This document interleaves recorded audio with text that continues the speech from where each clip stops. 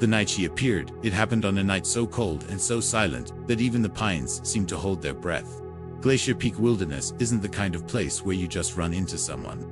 Miles of untouched forest stretch into a darkness so deep it feels prehistoric. But at 2:17 a.m., a lone hiker named Andrew Kellerman saw something moving on the trail ahead of him, something that shouldn't have been there. At first, he thought it was an injured deer. The figure was hunched, trembling, barely able to stand. But as he got closer, his headlamp revealed a woman, barefoot, clothes torn, skin pale to the point of glowing. She was walking straight toward him, slow and deliberate, as if she had been wandering for days. Andrew called out to her, but she didn't respond. Her eyes were open, wide, unblinking, yet empty, like she was looking through him instead of at him. When she collapsed at his feet, he realized something even stranger. Her skin was ice-cold, colder than the surrounding night air, which was already below freezing. He wrapped her in his emergency blanket, but even then, he felt as though he were holding something that had been left inside a freezer, or somewhere far colder. She didn't speak. She didn't shiver. She simply stared upward, mouthing silent words he couldn't decipher. Andrew radioed for rescue, and within an hour, a ranger unit reached them. What happened next became the first entry in what would later be called the Glacier Peak Enigma. At the hospital, the woman regained consciousness only briefly. Doctors tried asking her name, where she came from, what happened. She didn't or couldn't answer. Instead, she fixated on the ceiling, whispering a single breathless sound, like a syllable from a language no one recognized. Her vitals fluctuated wildly. Her temperature was far below survivable levels, yet somehow she remained alive. The staff initially assumed drug exposure or trauma, but then they noticed the dirt under her nails.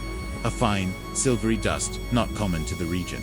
There were faint circular abrasions around her ankles, as if she had been walking through terrain that didn't exist anywhere near Glacier Peak. And the most unsettling detail of all, no bruises, no cuts, no injuries, nothing indicating she had survived a fall or a struggle. She looked as though she had simply materialized out of the wilderness. By dawn, law enforcement had reached the hospital. The sheriff's office prepared to search for a missing person report, fully expecting her identity to surface within hours. It never would, because the woman who appeared out of nowhere truly came from nowhere, and this was only the beginning. No name, no identity. The morning after she was found, the small regional hospital in Darrington turned into something closer to a command center. Local authorities arrived, expecting a straightforward case, a hiker in distress, an accident victim, maybe an escaped patient from another facility. But within hours, every assumption collapsed. The first red flag came from the fingerprint scan. Officer Ruiz ran her prints through the state database. No match. Not unusual, maybe she wasn't local. So he expanded the search to the national system. Again, nothing. Not even a partial hit. Not even a trace suggesting she had ever been documented. Ruiz frowned, asked the technician to run it again. Same result. The system behaved as though the woman simply didn't exist. Then came the facial recognition attempt, cross-checking her features against driver's licenses, passports, immigration records, missing persons bulletins. Thousands of images, millions of data points, zero matches. It was impossible. Someone, somewhere, should have recognized her face. Instead, the system returned a blank screen, no data found. The sheriff, a pragmatic man who had spent 30 years working cases from mundane to bizarre, stared at the results and muttered, "Everyone comes from somewhere." But here was someone who seemed to come from nowhere. Doctors, meanwhile, were confronting their own mystery. The woman's vital signs were unstable, fluctuating between dangerously low and eerily normal. Her temperature remained several degrees below the threshold, considered compatible with life. Yet she breathed steadily, as if her body had adapted to a cold no human should endure. Her pupils responded sluggishly. Her muscles twitched involuntarily, and every so often she whispered that same strange syllable, a sound too fluid to be English, too clipped to be any recognized indigenous language, too deliberate to be meaningless. When medical staff attempted to communicate, she reacted oddly. She didn't seem confused. She seemed watchful, hyper-aware of every sound outside her room, every footstep in the hall, every creak of the building settling in the cold. Nurses said she kept glancing toward the windows, the doorway, the corners of the room, as though expecting something or someone to appear there. At one point, a janitor dropped a metal tray in the hallway. The sharp clang echoed. Instantly, the woman sat upright in her bed, eyes wide, breath held. looking toward the hallway with an expression not of fear, but recognition. Then she slowly lay back down, as if disappointed. Psychological evaluations provided no clarity. She didn't respond to standardized tests. She refused to speak. Her only communication was that single, soft, whispered sound, always the same. A sound that made the sheriff's deputy remark, "It's like she's repeating a name she can barely pronounce." By midday, they tried the final identification avenue, contacting nearby towns, reservations, and ranger stations. No reports of a missing woman even remotely resembling her. No hikers overdue. No travelers unaccounted for. No families reporting disappearances. It was statistically impossible for someone to vanish from society so completely without anyone noticing.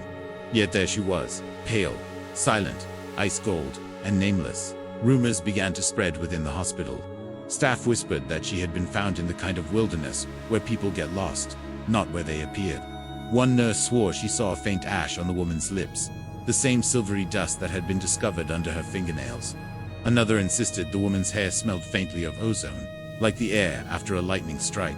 By late afternoon, the sheriff made a decision that would shape the investigation's path. If she had no name in any database, they would assign her one. Jane Doe, Glacier Peak. But even as the paperwork was filled out, everyone felt it. This wasn't a Jane Doe case.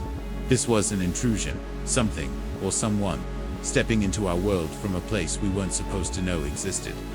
Hypothermia that should have killed their doctors initially believed the woman had been exposed for hours, maybe through the night, in temperatures that plunged dangerously close to freezing. But it wasn't tea, until they checked her core body temperature, that the real shock hit the room. 87.2 degrees Fahrenheit, barely above the threshold where the human heart stops. Nurse Halbrook, who had worked 2 decades in mountain emergency response, froze with the thermometer in her hand. She recalibrated the device, ran it again, then again. The number didn't change. The woman should have been in a coma. Yet she was awake. Weak, disoriented, trembling but awake. Hypothermia this severe typically causes slurred speech, memory loss, a slow collapse of motor functions. But she showed none of that. Her eyes tracked movement with unnatural precision. Her fingers twitched constantly, as though preparing to grasp something. Her breathing, though shallow, remained rhythmically controlled, almost practiced. Her body shouldn't be compensating like this, Dr. Fosner whispered. It's as if she adapted. That's impossible. They checked for frostbite next, expecting the usual signs. Blackened fingertips, hardened skin, crystallized tissue beneath the surface. There was none. Only a faint bluish tone under her nails, but no sign of tissue death. Even stranger, her blood oxygen levels were higher than expected, as though her body had rerouted circulation in a way medical science couldn't explain. The contradictions deepened when they examined her extremities. Her limbs were warm, far warmer than her core. That wasn't how hypothermia worked. In extreme cold, the body sacrifices hands and feet first, conserving heat for vital organs. But she showed the complete opposite pattern. It's like she was walking through freezing air. While something kept her limbs alive, a medic murmured. Then came the most unsettling finding. Faint linear burns, barely visible unless the skin was examined under angled light. Not frostbite, not wounds, burns, symmetrical, thin, almost electrical. When asked about them, she didn't speak, but her eyes drifted to the window, to the tree line beyond it, as though the explanation was out there, not in the room with her. A ranger brought in the clothing she had been wearing when found. The temperatures that night had dropped well below survival limits, yet her outfit was absurdly insufficient. Thin hiking pants, a shirt torn at the shoulder, no gloves, no hat. What little insulation she had was soaked through with a strange mineral residue, a glitter-like ash that didn't match any soil sample from the region. A forensic technician raised an even stranger point. Her clothes showed thermal damage at the sleeves and neckline, but no tears consistent with a fall, a slide, or a struggle with terrain. It was damage from heat, not cold. How does someone burn and freeze at the same time? Halbrook asked. No one had an answer. When they administered warmed IV fluids, her body reacted violently. Her pulse spiked, her muscles spasmed, and she let out a sharp guttural cry, the same syllable she had whispered since the moment she was found. It echoed through the room like something ancient, something instinctive, not language but memory. Then her vitals stabilized again, falling back to their impossible equilibrium. The doctors gathered outside her room afterward. whispering theories that bordered on the absurd metabolic disorders never seen before, rare neurological conditions, freak accidents. But each explanation collapsed under its own weight. Humans don't walk miles in sub-zero wind chills with a core temperature near death. Humans don't survive a night outside while keeping their hands and feet warm. Humans don't accumulate burns in patterns that suggest contact with something. And yet she had. The sheriff wrote the phrase in his notebook that evening. Underlined twice. Contradictions, inconsistent with human physiology. Then he added another line beneath it. Ask her again where she came from. But they already knew the answer. Wherever she came from. It wasn't on any map. The symbols she wrote had started with a hospital notepad. Nurse Halbrook had placed it near the woman's bedside, in the hope that if she couldn't speak, maybe she could write. For hours the page remained untouched. The woman lay still, eyes half open, breathing shallow but steady, her gaze fixed on a corner of the room, as though something invisible stood there. Then, without warning, she sat up. Her movements were stiff, almost mechanical. She took the pencil with a trembling hand and pressed it so hard into the paper that the tip snapped. Halbrook rushed forward to stop her, but the woman didn't react. She simply grabbed the broken half of the pencil and continued to draw, as though nothing in the world existed except the marks she needed to make. At first, it looked like scribbles, frantic, erratic, but within seconds, a pattern emerged, perfect circle, intersected by sharp geometric lines, layered in a way that made no sense for someone in her condition. The circle was divided into equal segments, each containing a smaller shape, triangles, spirals, repeating double curves that seemed meticulously placed. Not a single stroke crossed accidentally. Not a single angle was approximate. This wasn't randomness. This was intent. By the time the staff intervened, she had covered 3 full pages, all identical. No variation, no hesitation. Each symbol drawn with absolute precision, as if she were replicating something burned into her memory. When a psychiatrist arrived to examine her, he expected to find familiar patterns: dissociation, trauma loops, perhaps symptoms of catatonia or extreme shock. But when he saw the drawings, he went quiet. He examined them for several minutes, flipping each page back and forth. These aren't typical of psychiatric disorders, he finally murmured. Patients under trauma draw chaotic forms. Not this. He traced one of the lines with his finger. This is structured, beyond structured. It's mathematical. The symbols didn't match anything in the hospital database. Not cultural alphabets, not runic systems, not indigenous markings from the region, not even esoteric or occult iconography catalogued by federal cases. Dr. Fossner brought in a specialist who analyzed handwriting, symmetry, and cognitive mapping. Her conclusion chilled the room. Whoever drew this has spatial reasoning off the charts. These shapes require advanced geometric thinking. But her vitals and brain scans show massive hypothermic stress. She shouldn't be able to draw at all. Worse, when the woman was shown the finished pages, she didn't acknowledge them. She didn't nod, didn't react, didn't claim ownership. Instead, she slowly raised her arm and traced a shaking finger in the air, redrawing the symbols invisibly, as if they hung there floating between her and something only she could see. A deputy suggested the symbols might represent a map. A ranger said they resembled trail markers, but nothing used in the USA Carac liaison. Brought in for cultural analysis, shook his head and stepped back, refusing to enter her room after seeing them. These aren't from here, he whispered. He wouldn't elaborate. When the staff placed the pages on the lightboard, a new detail appeared. Thin curved grooves within the shapes. So faint, they were almost invisible unless illuminated. They created an optical effect. Tilting the page made the symbol look as though it were moving, rotating like a wheel, or shifting like a compass needle, searching for true north. But the most unsettling moment came that evening. A nurse found her standing beside the window, one hand pressed against the glass, her breath fogging the surface. And there, drawn in condensation, was the symbol again, perfectly symmetrical, perfectly identical. She didn't look at the nurse. She didn't speak. She only whispered, in a barely audible voice, "It keeps changing." Out there, when they looked outside, the forest beyond the hospital was still, silent, dark, unmoving. But none of them could shake the feeling that something had shifted. Something old. Something watching. The symbols were not random. They were not madness. They were a message. And no one knew who or what they were meant for. The missing 72 hours, the timeline was supposed to be simple. A woman found alone on the roadside, suffering from severe hypothermia, no ID, no memory, no name. But when the medical team at St. Helena Regional tried to reconstruct what happened in the hours before her discovery, they encountered the first of many impossible contradictions. The human body has limits, predictable ones, and hers did not match anything in the textbooks. Dr. Lorne, the attending physician, began by reviewing her vitals at admission. Core temperature dangerously low. Dehydration severe. Muscle tissue showing signs of prolonged exposure to extreme cold. Not a few hours lost in the forest, but days. Her body carried the unmistakable signatures of someone who had been fighting the environment far longer than she physically should have survived. Yet the officers who found her insisted on one detail. The frost on her clothes was fresh. She could not have been exposed for long when they discovered her. A contradiction, one of many. To clarify, the hospital assembled a small multidisciplinary panel to our doctors, a forensic nurse, a ranger familiar with the terrain, and an FBI liaison quietly observing from the back of the room. Their goal was simple: reconstruct the missing 72 hours. It didn't take long before the room fell silent. The first impossible detail: her feet. The woman wore no shoes when she was found. But there were no lacerations, no embedded gravel, no torn flesh. Anyone walking barefoot in that terrain would suffer deep cuts within minutes. Instead, the skin of her feet showed only faint abrasions, as if she had been walking on a smooth surface. Not the jagged volcanic stone and winter brush of the region. Impossible detail number 2.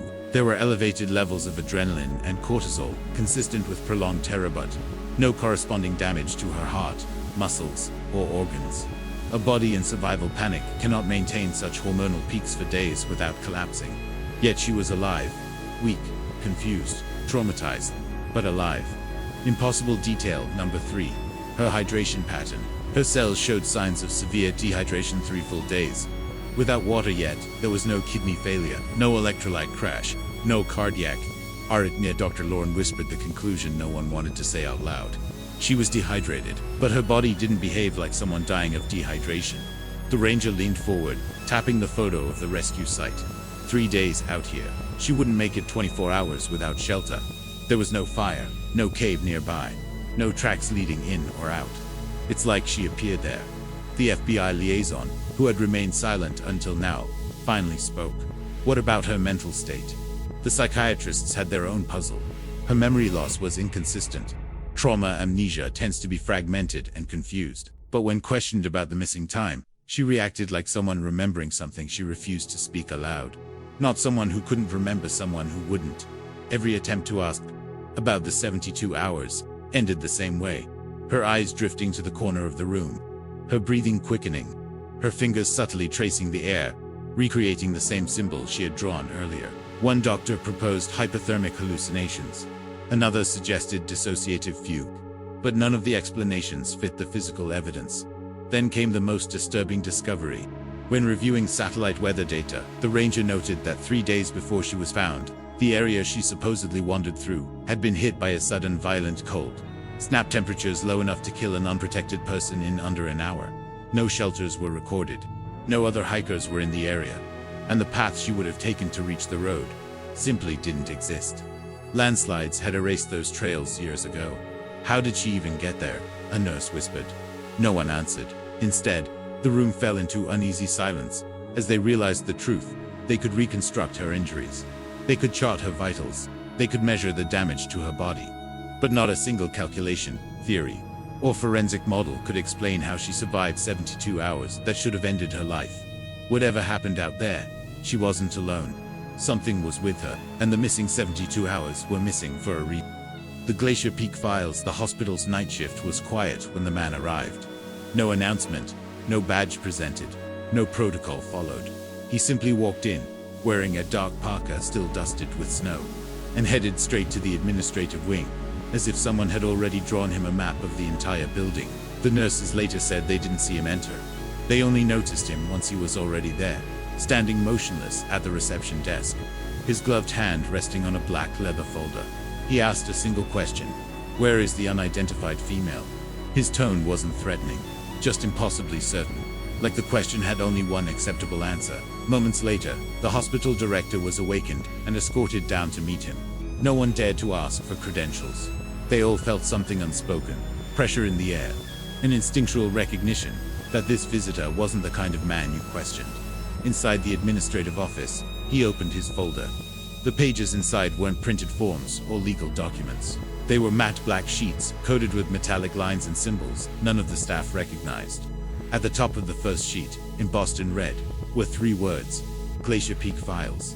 He spoke calmly, informing the director that the woman found in the snow was now part of an active federal investigation. Her identity, her condition, her statements, even the temperature anomalies recorded during her arrival, everything was to be sealed. Access restricted, files removed, conversations reported. It was not a request. The director protested faintly, insisting they still had no clear diagnosis, that she needed more medical observation.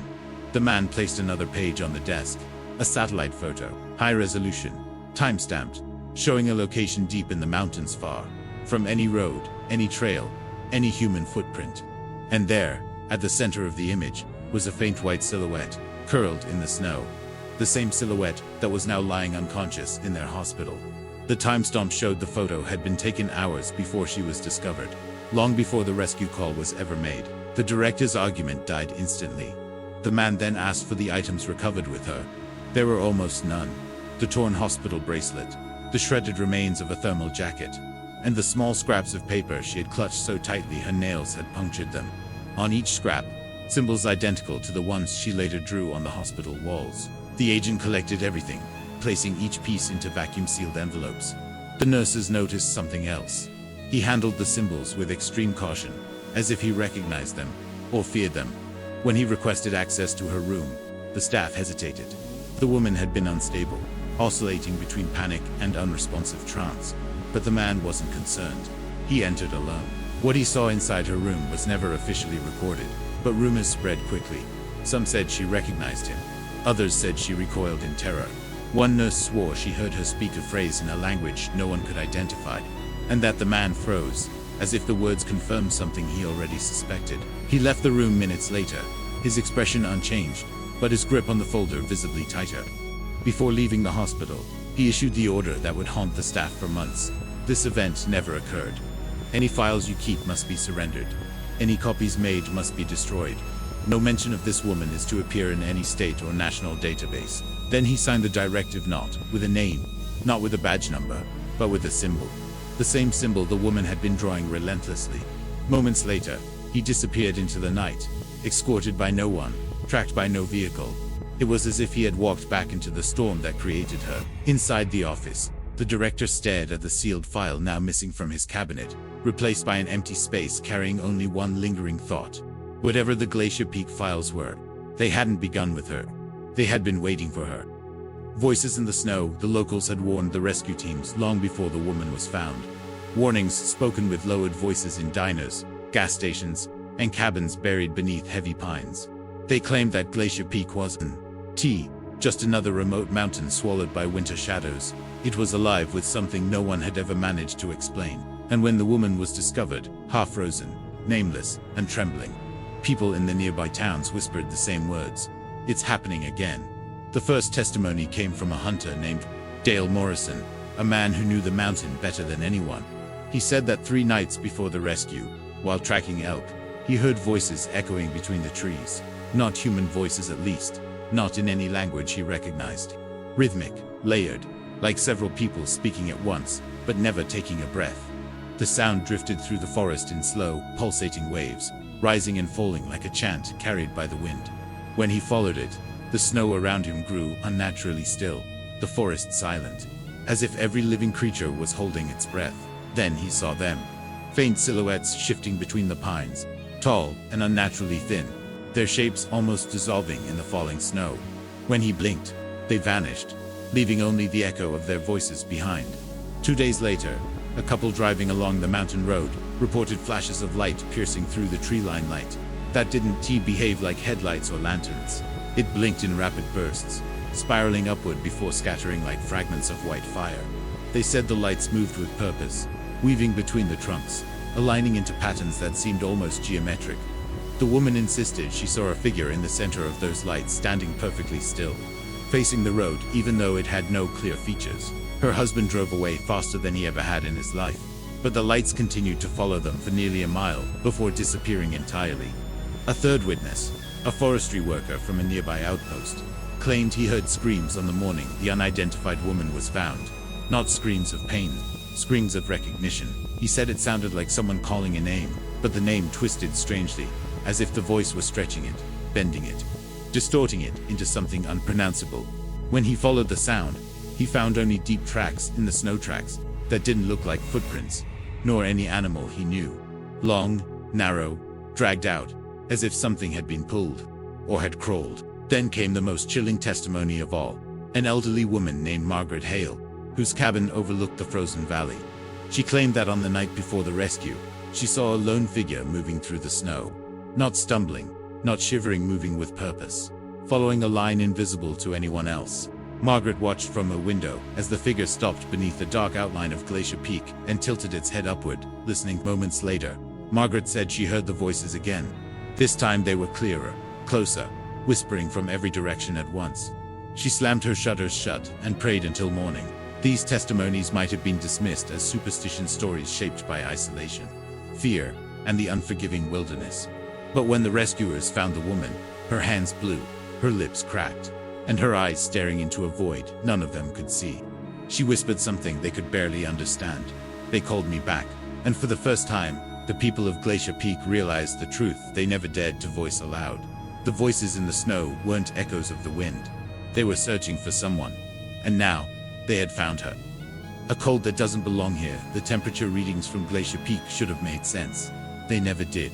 When the unidentified woman was found, rescue teams assumed the extreme cold alone explained her condition. But the weather instruments told a very different story, one that the authorities quietly buried, and one that would only resurface years later through leaked logs and forgotten scientific notes.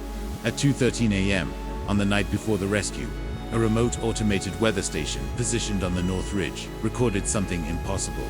A sudden drop of 27 degrees in less than 60 seconds. The temperature plummeted from -11 degrees Celsius to -38 degrees Celsius, as if an invisible wave of cold had swept across the mountain. Such a shift wasn't just unprecedented, violated everything known about atmospheric physics. Yet the data was real. No malfunction, no frost buildup on sensors, no corrupted logs. 1 minute after the first drop, another weather unit over 3 miles away recorded the exact same anomaly. It mirrored the first reading with perfect precision, down to the 10th of a degree. Meteorologists later said the probability of two independent stations producing identical false data at the same second was less than 1 in several billion. And yet, it happened. What frightened investigators most wasn't the temperature itself, but what followed. The instruments didn't just measure cold, they measured absence. A sudden vacuum of thermal energy, as if heat had been pulled out of the landscape instead of merely displaced. Snow crystallized into unnaturally sharp geometric formations. Tree branches cracked from within, not from weight or ice, but because the moisture inside them froze instantaneously, expanding like shattered glass. One ranger described the scene at sunrise. It looked like the forest had been flash frozen by something that wasn't weather, more like a force passing through. Satellite data confirmed his impression. For nearly 4 minutes, the valley below Glacier Peak appeared darker than any surrounding terrain. Not due to shadow, due to temperature. A cold mass had settled there, so dense and so sharply defined that it looked like a black scar across the landscape. Then, just as suddenly, it vanished. The thermal signature evaporated, leaving behind perfectly normal readings. It was as if the anomaly had slipped across the terrain, following a path no human eye could detect. And the path it took, according to the reconstructed data logs, led directly toward the location where the woman was found. Forensic climatologists later reviewed the reports and issued a conclusion that was quietly sealed. No known meteorological, geological, or atmospheric phenomenon could account for the precision, the speed, or the scale of the thermal collapse. Something else, something unclassified, had altered the environment. The woman's body temperature offered another impossibility. She should have been dead hours earlier. Hypothermia at her recorded core levels is fatal. Instead, she was alive, barely, but alive in a state the doctors described as frozen from the inside out. Her blood had thickened unnaturally, but her vital organs showed no signs of the tissue death normally caused by severe cold. It was as if the cold had touched her, selectively, as if it followed her, as if she had been at the center of that impossible wave of freezing energy. And when she woke up, trembling in the hospital bed, the first thing she whispered was, "It found me." Whatever swept across Glacier Peak that night wasn't a storm. It wasn't nature. It was something else, something that left the land devastated, the instruments confused, and one unidentified woman caught in the middle of a cold that should not exist. The old logging camp legend, long before Glacier Peak became a quiet destination for hikers and climbers, it was a harsh working ground for logging crews. The men who worked there in the 1950s rarely spoke of the mountain with pride. They spoke of it with caution, sometimes even fear. And among the old stories whispered between the smell of diesel and pine resin, one tale stood out. A story the younger workers dismissed as superstition. Until now. According to the surviving logbooks of Camp Alder Ridge, the winter of 1952 was one of the coldest ever recorded. Snow levels rose above the cabin roofs, and the workers often woke to find their tools frozen solid to the ground. But the winter wasn't what frightened them. It was what they found on January 9th, just after dawn. A group of loggers stumbled upon a woman lying at the edge of the forest, half buried in snow, but still breathing. Her skin was pale, her clothes torn, her feet bare and blue from the cold. She looked as if she had walked through the blizzard with no protection, yet she bore no frostbite. Her hair was thick with ice crystals, and her eyes, when they finally opened, were described as wide, hollow, like she was listening to something no one else could hear. The camp medic wrote a brief but chilling note in the logbook. Unidentified woman. No name, no memory, no injuries except extreme hypothermia. Keeps looking behind her. The description is almost identical to the woman found decades later near Glacier Peak. The same blank identity, the same incomprehensible cold, the same obsession with whatever she believed was following her. The loggers took her into their cabin, wrapped her in blankets, tried to warm her by the stove. But the moment she woke, she panicked. She began clawing at the door, trying to escape into the storm outside, repeating just one phrase, "It's still here." None of the men understood what she meant. They assumed shock, trauma, delirium. But then the temperature inside the cabin dropped. Not a small shift. A violent one, fast enough that the condensation on the windows crystallized into branching fractals. The fire in the stove burned lower, as if smothered by something unseen. One logger later told investigators, "It felt like the cold came alive, like it followed her inside." No one wanted to stay near her after that. The men argued about reporting the case to the sheriff, but before they could agree, the woman disappeared, left no tracks, no broken snow, no sign of escape. One moment she was lying on a cot near the fire. The next, the blankets were empty. 3 workers quit that same day. That same winter, the camp foreman filed an official report, now nearly impossible to find, stating that several men had gone missing in the surrounding woods. The only clue left behind was a line burned into the snow in a perfect arc, forming what looked like the edge of a circle. Not footprints, not sled tracks. A burned impression in frozen ground. The same phenomenon reported at modern incident sites. For years, the story was dismissed as drunken folklore, myth-making from men exhausted by isolation and frostbite.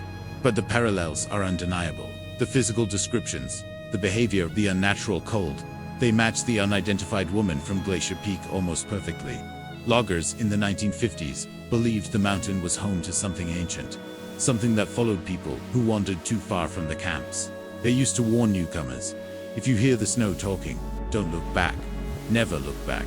Today, investigators reviewing the Glacier Peak case wonder if the woman found in 1952 and the woman found in the present might not just be similar. They might be the same. The room where she vanished, the hospital room where she was kept, was small, unremarkable, and deliberately chosen for its security. After the anomalies surrounding her arrival, her impossible survival, her strange drawings, the unexplained temperature drops, the staff decided to move her to a monitored isolation room. Cameras, motion sensors, pressure-triggered flooring, everything designed to ensure that this time, nothing unusual could happen. But Glacier Peak had already shown that the ordinary rules did not apply. The girl had been unusually quiet that night. No more whispers, no more frantic glances over her shoulder. She sat upright in her bed, hands on her knees, staring at the door as if waiting for something. The nurse on shift, a woman named Karen Whitmore, said it felt like the air around the girl had thickened, that every breath was slightly harder, as if the room itself was holding tension. At 2:13 a.m., the temperature in the room dropped abruptly 7 degrees in less than 10 seconds. The humidity plummeted. Frost began forming at the corners of the window, spreading and branching. Unnatural fragments, like living veins of ice. The cameras recorded all of it, until they didn't. At 2:14 a.m., the girl stood up from her bed. Slowly, calmly, she turned toward the far corner of the room away from the door. Away from the hallway, she tilted her head, as if listening. The ECG monitor beside her flickered, producing static instead of beeps. A low hum filled the audio feed, vibrating through the speakers like something massive, moving. Underground dot, and then everything stopped. At 2 hours, 14 minutes, and 36 seconds. Every camera in the room cut to black. Dot, not static. Not interference. Black. Absolute. As if they were turned off from the inside. Motion sensors registered nothing. The door never opened. The hallway remained silent. No one entered. No one left. The pressure sensors under the bed detected her weight. Until the exact second the feed died. Then nothing. Not a gradual release of pressure. No human movement. Just absence. At 2:15 a.m. The cameras flickered back to life. The girl was gone. The bedsheets lay untouched. The pillow still held the faint impression of her head. The blankets were arranged exactly as they were moments before. No sign of struggle. No sign of escape. And yet the room was freezing cold enough that the metal railings had thin crystals forming on their edges. Nurses rushed in within seconds. The door logs confirmed they were the first to enter, since she had been checked on earlier that night. No hidden exits, no ceiling access, no vents large enough for even a small animal to crawl through. The motion sensors that lined the walls showed zero activity.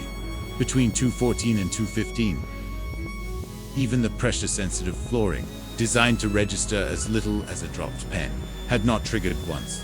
The official report described it as a failure of equipment, coinciding with patient disappearance. But privately, hospital staff used a different word, evaporation. One doctor later admitted anonymously. It was like she was never really there, like we were only borrowing her from somewhere else. Investigators tried to replicate the sensor blackout. They failed. Technicians tried to prove electrical overload. No evidence. The FBI, already involved because of the sealed Glacier Peak file, reviewed the footage frame by frame. They found no tampering, no cuts, no anomalies before the blackout, except one, exactly 1 second before the camera feed turned black. The thermal scanner registered a silhouette behind her, a tall one, something standing in the corner where she had turned her head. Something colder than the air itself, so cold, the scanner malfunctioned, trying to interpret it. The software labeled the reading as thermal void, a temperature so low it exceeded the device's measurable range. When asked what could possibly create a cold signature like that, the technicians had no answer. The girl disappeared without opening a door, without triggering a sensor, without leaving a trace. But something else was in the room with her, moments before she vanished. The ranger's secret logbook, long before the girl vanished inside the hospital. Glacier Peak had already been whispering warnings quietly, secretly through the pen of a man who was never supposed to write anything down. His name was Ranger Tom Kellerman, a senior backcountry ranger who had patrolled the Glacier Peak wilderness for more than 20 years. Officially, rangers are forbidden from keeping private field notes, especially about incidents that could create panic or contradict federal reports. But Kellerman did what many rangers quietly do when faced with something that refuses to fit inside protocol. He kept a hidden logbook, a small weatherproof journal, wrapped in old canvas, buried beneath loose floorboards in his cabin, and in it, he recorded everything he wasn't allowed to say out loud. For years, it contained simple things tracks that led nowhere. Strange animal behavior, unexplained temperature drops. But the entries changed dramatically 3 years before the girl was found. The handwriting became tighter, the tone more urgent, the entries more frequent. The first of these read, "Night shift," heard a sound like a voice carried by wind, but there was no wind. 2 months later, found a burning circle. Snow melted in a perfect ring. No footprints. Smelled metal. Then an entry almost identical to the night the girl appeared. Something watching between the trees. Thin, wrong proportions. Couldn't get closer. Radio static. Instant headache. Rangers are trained to identify every sound, every animal track, every weather pattern. Kellerman was not a man prone to panic or superstition. In the margins of some entries, he wrote reminders to himself. Check again in daylight. Maybe atmospheric inversion. don't jump to conclusions.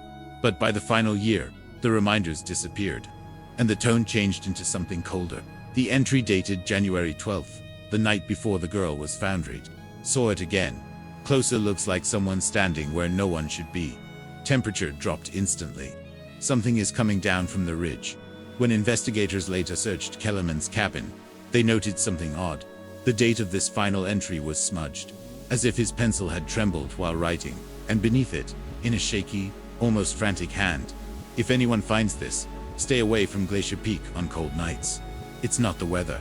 In the following pages, Kellerman described hearing voices across the snow, voices that didn't behave like echoes, voices that didn't fade naturally. Sometimes they stopped instantly when he turned his head. Other times, he wrote, they overlapped, like multiple whispers all saying the same syllables in unison. He also drew sketches, a tall, narrow figure with elongated limbs, and circles, perfect, symmetrical circles. One was labeled, "Found near old logging road," same as the girl's drawings. He wrote this months before the girl appeared, long before anyone would see her symbols on the hospital walls. Kellerman never turned the logbook in. He never intended anyone to read it. But after the girl's disappearance, an anonymous envelope arrived at the local sheriff's office. No letter, no explanation, just the logbook. The sheriff, who'd already been warned by federal agents to avoid sensational interpretations, quietly archived it. No official record, no mention in reports. But he made a single handwritten note on the envelope, matches her descriptions. Too many overlaps to ignore. What terrified investigators most was not what Kellerman wrote, but what he didn't write. The final page of the logbook was ripped out violently, as if he had torn it free in urgency. Splinters of paper remained in the binding. Whatever he wrote that night, whatever he believed was coming down from Glacier Peak, he took it with him. Because Ranger Tom Kellerman vanished 2 weeks later, his cabin was found empty. His truck still there, his gear untouched, radio silent. Tracks in the snow led 30 feet into the woods, and then ended abruptly, in a perfect semicircle of melted ice, just like the ones the girl drew, just like the ones found near her discovery site. The unspoken question that rangers still whisper among themselves is simple. Did he see the same thing the girl saw, or did the thing see him first? The magnetic rift, long before the girl appeared, long before the ranger vanished, Glacier Peak had already begun to distort the very instruments meant to monitor it. Most people never heard about it, not the hikers, not the local residents, not even most of the park staff.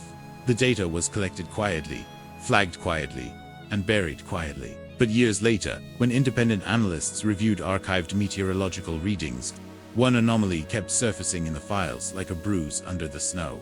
Something was bending the magnetic field around Glacier Peak. It began subtly. Minor compass drift, reported by survey teams. Then unexplained interference in communication equipment. At first, these deviations were attributed to mineral deposits, solar storms, or calibration errors. But then, in the winter preceding the girl's discovery, the deviations became too large, too extreme, to fit any natural cause. One of the hidden files later leaked. Anonymously contained a short note written by a field technician from the National Geomagnetic Survey.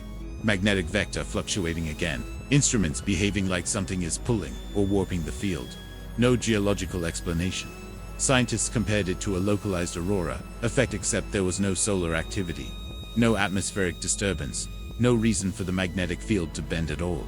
One report, written in cautious academic tone, described the phenomenon as a temporary magnetic rift. Another was more direct. This looks like interference, not geology. But the most unsettling data point came from a seismic magnetic correlation chart recorded 3 months before the girl appeared.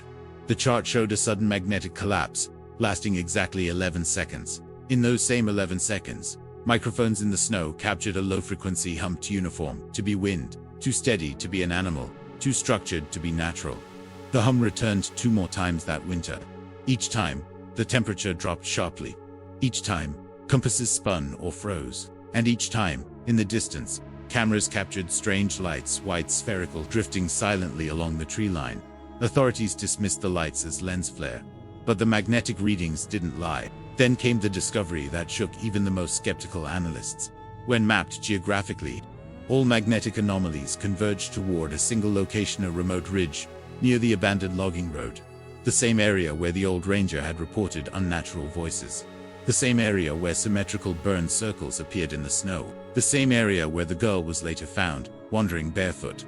And there was something else. Her presence in the hospital created disturbances too. The security system recorded a short but measurable electromagnetic spike at the exact time she awakened, screaming on her third night. Lights flickered. Monitors rebooted. For 47 seconds, the building's magnetic field behaved as though something massive, invisible, had passed directly through the east wing.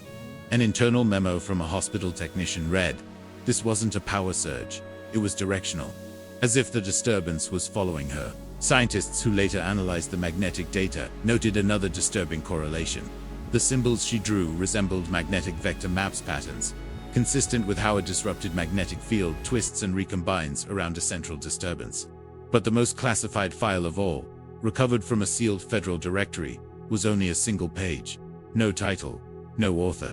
Just one sentence. Subject arrival and subject disappearance both coincide with magnetic collapses. Subject arrival, subject disappearance, which meant the magnetic rift didn't just surround Glacier Peak, it followed her. Or worse, it brought her. The declassified pages when the Freedom of Information Act request was first submitted. No one expected anything meaningful to come out of it. Glacier Peak had always been a quiet line in federal archives, a handful of geological surveys, wildlife reports, weather notes, nothing more. But in early 2021, for reasons no one fully understands, a series of heavily redacted documents were released to the public. They were thin, fragmented, almost skeletal, but they contained something new, something that had never appeared in any official capacity before. A phrase, a strange, unsettling phrase repeated across multiple pages. Cold visitors. At first glance, it looked like a misprint or a code word. But the more the pages were analyzed, the clearer it became. This wasn't a typo. It was a designation, an internal label used by federal investigators decades earlier. The pages referred to events at Glacier Peak between 1952 and 1987, all grouped under the same classification category. Each incident described a sudden temperature drop, unexplained lights, or brief disappearances, always accompanied by magnetic anomalies, similar to those detected in recent years. One summary page, mostly blacked out, included a chilling line: contact variable, non-hostile, non-communicative, associated with acute cold exposure. Another file referenced unidentified footprints appearing in deep snow, with no weight distribution, as though the entity that made them barely interacted with gravity. It was followed by a margin note scrawled in pencil: not human, not animal. Temperature signature abnormally low. The earliest mention of a cold visitor came from a ranger report in 1953. The ranger claimed he had observed a tall, motionless figure standing at the edge of the forest in a snowstorm. When he approached, the air around him dropped so drastically that he felt his eyelashes freezing in seconds. The figure vanished without sound. His compass needle spun endlessly afterward. The term resurfaced again in 1969, tied to an incident where two mountaineers were found wandering miles from their campsite, disoriented, with core temperatures far below survivable thresholds, yet still alive. They described a tall, pale shape moving through the storm like a shadow with weight. In the 1980s, the files became even more explicit. One document, partially legible, linked cold visitors to sudden, localized meteorological collapses, identical to those seen around the girl. Another page referenced something called a proximity threshold, suggesting that the phenomenon only manifested within a certain radius of a chosen individual. But the most disturbing page of all was a short incident report dated January 14, 1984. The last line was fully unredacted. Subject reappeared after 71 hours with no memory. Maintained abnormal hypothermia. Patterns match previous cold visitor events. 71 hours. The same missing time reported for the girl. What frightened investigators was the similarity itself was the implication that her case wasn't unique, that it was part of a pattern stretching back 70 years. A final page included a diagram, barely visible under layers of black ink, showing a human figure surrounded by a ring of symbols.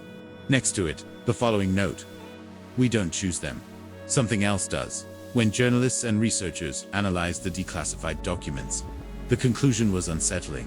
There was no mention of abduction, no reference to extraterrestrial contact, no hint of secret technology. Instead, every page hinted at something far more primal, something ancient, silent, and cold, moving through Glacier Peak at intervals, interacting with the world in brief, unexplained ways. And then came the last line of the archive, the only sentence that remained untouched by redaction. Cold visitors, periodic, unaccounted for presences, associated with individuals found alive under impossible conditions. Individuals like her. The pattern across decades. It took investigators years to recognize that what happened in the Glacier Peak medical outpost wasn't an isolated event, wasn't a strange medical anomaly, wasn't a hallucination, a myth, or a case of severe hypothermia gone wrong. It was part of a timeline, a recurring pattern, a cycle stretching back decades, always returning to the same region, always marked by the same impossible traits. The Glacier Peak files only hinted at the truth. But when one analyst, an older intelligence archivist named Harlan Devens, quietly connected 4 untouched boxes in a federal basement, the shape of the story finally emerged. For years, for events, for encounters with an entity or a phenomenon that behaved as if it was studying or warning. 1954, the old logging camp, the earliest link, the foreman's daughter, the woman in white, identical to the one found in 2017, appeared wandering between the burned-out shacks after a historic cold snap no one could explain. Same blank expression, same unshakable tremors, same geometric symbols carved into a fallen spruce using her fingernails. She vanished from the infirmary the next morning without leaving a footprint in the snow. 1971, the Mount Higgins incident. A search and rescue team found a hiker curled inside a hollowed tree trunk, muttering the same 3 phrases the Glacier Peak woman repeated. "It's not over. It's not here. It's coming."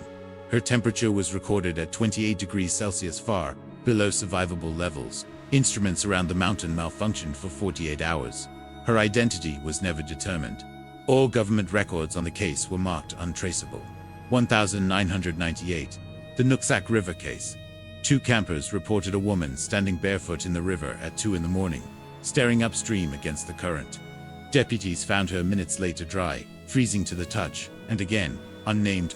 She drew the same spiraling snowglyphs on the walls of the station holding cell. Before sunrise, cameras glitched and she disappeared, leaving the metal door still locked. 2019, the Twin Trails event. A ranger's dashcam captured a blurred pale figure stepping across the road during an unprecedented midnight temperature, plunged one that dropped 15 degrees in 6 minutes. His secret logbook later revealed he'd seen her before.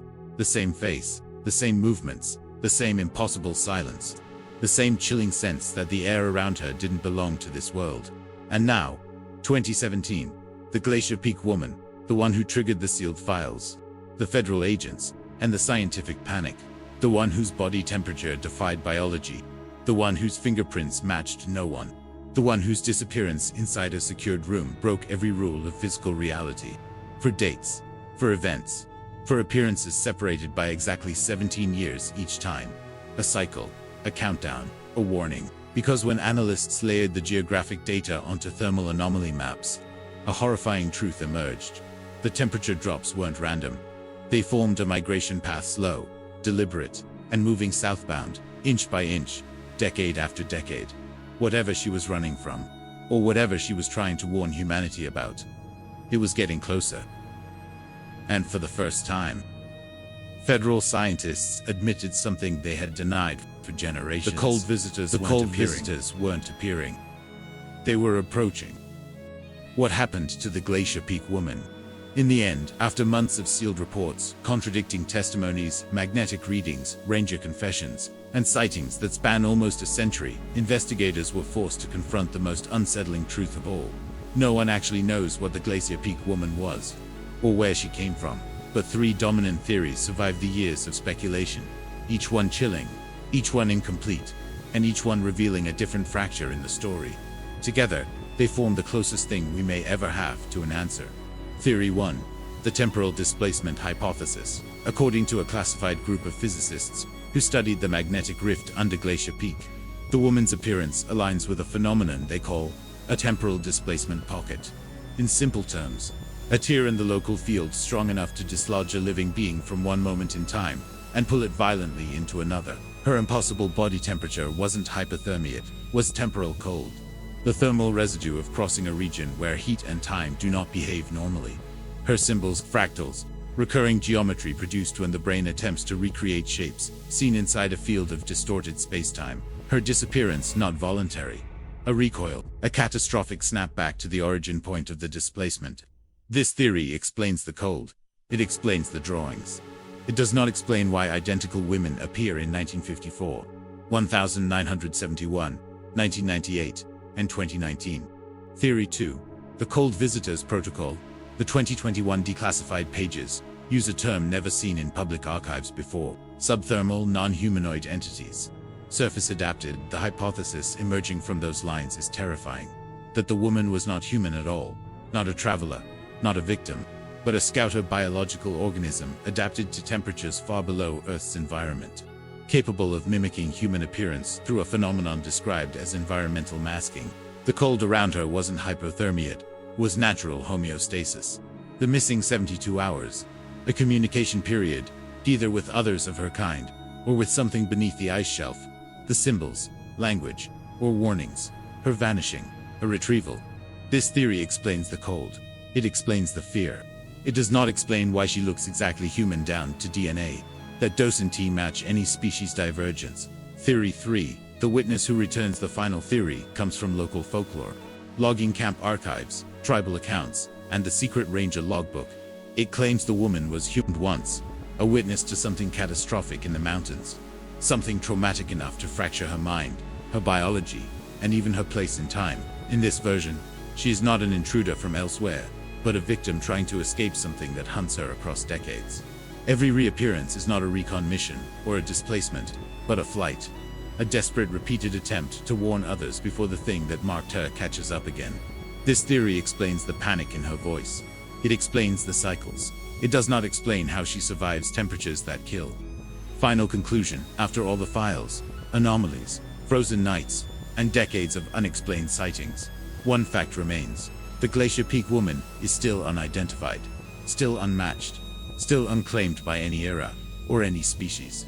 She came out of the mountains once, and she disappeared twice. Some nights, hikers swear they hear a woman calling from the tree line, a voice layered in static, broken by the wind, whispering the same words she repeated in 2019. It's coming back. And if the cycle holds 1954, 1971, 1998, 2019, the next event isn't decades away. It's soon. Very soon.